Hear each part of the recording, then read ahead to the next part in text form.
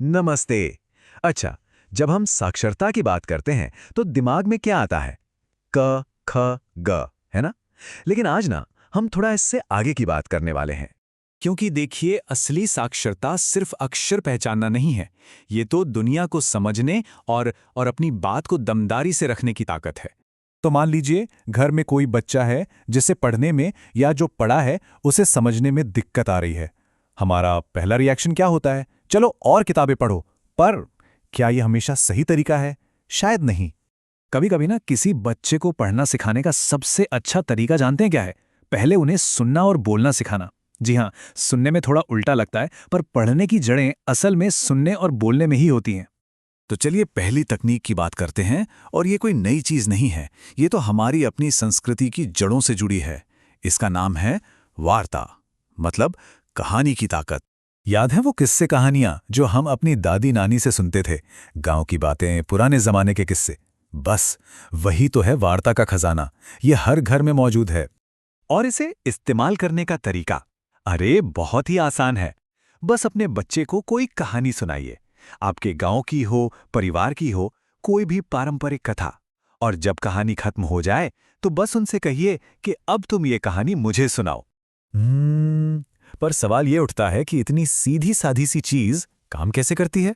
कहानी सुनाने और सुनने से पढ़ाई का क्या लेना देना? देखिए, जब बच्चा आपको कहानी वापस सुनाता है ना, तो वो बिना किसी किताब के दबाव के पढ़ी हुई बात को समझने की प्रैक्टिस कर रहा होता है। कहानी में क्या पहले हुआ, क्या बाद में, ये सब सोचना पड़ता है। नए नए शब्द इस्तेमाल करना सीखते हैं। और मजे की बात यह है कि यही सारे स्किल्स तो उन्हें स्कूल की परीक्षा में भी काम आते हैं। ठीक है, तो ये तो हुई कहानी की बात। अब आते हैं हमारी दूसरी तकनीक पर। और ये बच्चे के कॉन्फिडेंस को बढ़ाने के लिए कमाल की चीज है।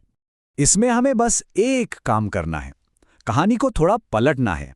मतलब अब आप टीचर नहीं बनेंगे, आप बनेंगे स्टूडेंट। और आपका बच्चा, वो बनेगा आपका टीचर। तो रोज रोज ये पूछने के बजाय कि होमवर्क किया, जो सुनकर ही थोड़ा टेंशन हो जाता है, उसकी जगह एक नया सवाल पूछिए। पूछिए, अच्छा आज स्कूल से मेरे लिए कौन सा नया शब्द लाए हो? इसे हम डेली न्यूज़ रिचुअल कह सकते हैं। हर रोज बच्चे से पूछिए कि वो आपको एक नया शब्द सिखाए जो उसने स्कूल में सीखा। फिर उनसे उसका मतलब पूछिए और कहिए कि उसे घर या खेत से जुड़ी किसी बात में इस्तेमाल करके बताएं। आप सोचिए, इस छोटी सी आदत से कितना बड़ा फर्क पड़ता है। बच्चा अचानक एक्सपर्ट बन जाता है, टीचर बन जाता है। उसका आत्मविश्वास कहां से कहां पहुंच जाएगा। और जब वो आपको कोई चीज सिखाएगा तो वो बात उसके दिमाग में पक्की हो जाएगी। तो ये दो तकनीकें तो हो गईं, पर इनके पीछे एक बहुत गहरी सोच, एक फिलॉसफी है। चलिए अब उसे समझते हैं जो इन सबको एक साथ जोड़ती है। एक माता पिता के तौर पर हमारी सबसे जरूरी भूमिका क्या है? एक पुल बनने की, एक ब्रिज बनने की, ना कि दीवार। इसको ऐसे समझिए, स्कूल का काम है बच्चे को कैसे सिखाना, जैसे विज्ञान के नियम क्या हैं। पर घर पर आपकी भूमिका है बच्चे को यह सिखाना कि ये क्यों जरूरी है।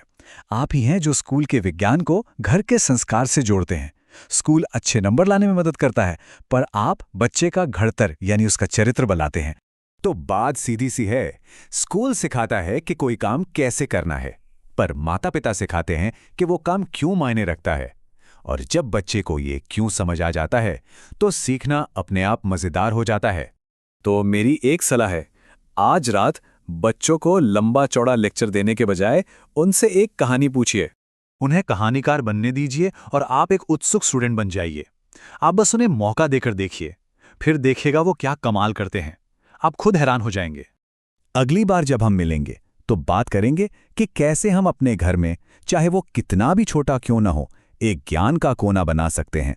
तब तक के लिए ये याद रखिएगा कि पेरेंटिंग का मतलब ही है कल के लिए एक मजबूत पुल बनाना।